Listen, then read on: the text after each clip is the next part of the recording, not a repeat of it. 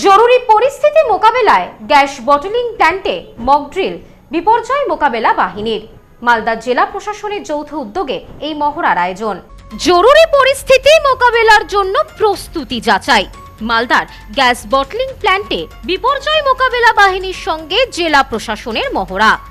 Industrial এলাকা বা রাসায়নিক প্ল্যান্টে হঠাৎ কোনো বিষাক্ত গ্যাস লিক বা ভয়াবহ অগ্নিকাণ্ডের মতো জরুরি পরিস্থিতি তৈরি হলে কতটা দ্রুত উদ্ধার কাজ চালানো সম্ভব তা পরোক্ষভাবে দেখতে বিশেষ উদ্যোগ মালদহ জেলা প্রশাসনের।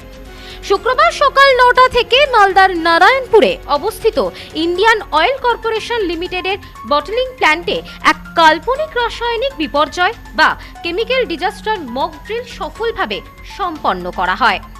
জেলা প্রশাসনের বিভিন্ন দফতর এবং আপৎকালীন উদ্ধারকারী সংস্থাগুলি নিজেদের মধ্যে পারস্পরিক সমন্বয় এবং জরুরি প্রস্তুতির সার্বিক মান যাচাই করতে এই যৌথ মহড়ার আয়োজন করা হয়েছে বলে জানানো হয়। উদ্ধার অভিযানে একাধিক গুরুত্বপূর্ণ রাষ্ট্রীয় ও রাজ্য বিপর্যয়ের উদ্ধারকারী দল অংশগ্রহণ করে। এর মধ্যে ছিল ভারতীয় বিপর্যয় মোকাবেলা বাহিনী, রাজ্য বিপর্যয় মোকাবেলা বাহিনী, সিভিল ডিফেন্স এবং ফায়ার ও এমার্জেন্সি সার্ভিসেস, মালদহ জেলা পুলিশ এবং স্বাস্থ্য দপ্তর। তার সঙ্গেই অংশ নিয়েছিল দূষণ নিয়ন্ত্রণ পর্ষদ, জাতীয় সড়ক কর্তৃপক্ষ, জনস্বাস্থ্য কারিগরি দফতর, পূর্ত দফতর ও পরিবহন দফতর।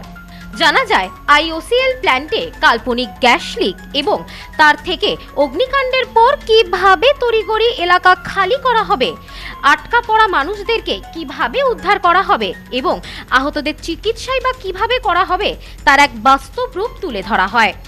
মহড়ার অংশ হিসেবে একটি নিকটবর্তী বিদ্যালয়কে সাময়িক উদ্ধার শিবির ও স্বাস্থ্য ট্রায়াল সেন্টার হিসেবে গড়ে তোলা হয়েছিল।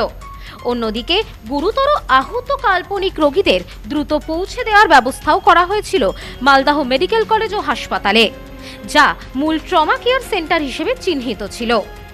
জেলা প্রশাসনের পক্ষ থেকে জানানো হয়েছে, ভারতীয় যৌথ মহড়ার ফলে আপৎকালীন সময়ের জন্য তৈরি বিশেষ ব্যবস্থা বা রেসপন্স প্রোটোকলগুলি সঠিকভাবে কাজ করেছে কিনা তা নিশ্চিত করা যায়।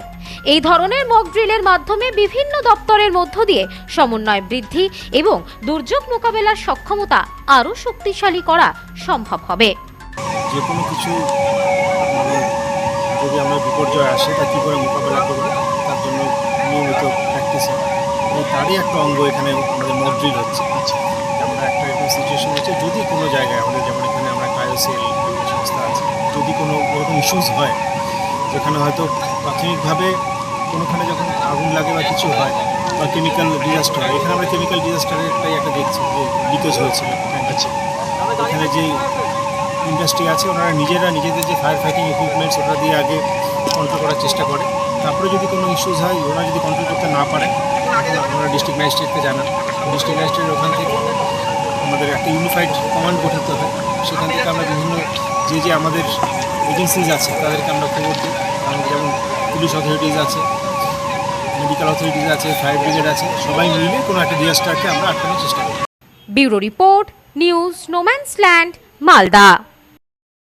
সম্প্রীতি guest house hotel and restaurant, সমস্ত আধুনিক সুবিধাযুক্ত AC double bedroom, standard double bedroom, twin bedroom, deluxe double bedroom. আমাদের হোটেলেই রয়েছে বাঙালির খাবার সহ মাল্টি কুইজিন রেস্টুরেন্ট। শহরের মধ্যে অথচ সম্পূর্ণ নিরাপদ পরিবেশে থাকা খাওয়ার একমাত্র ঠিকানা Sampriti guest house hotel and restaurant, Chakdah road, টবাজার, বনগাঁ। ফোন 03215257603।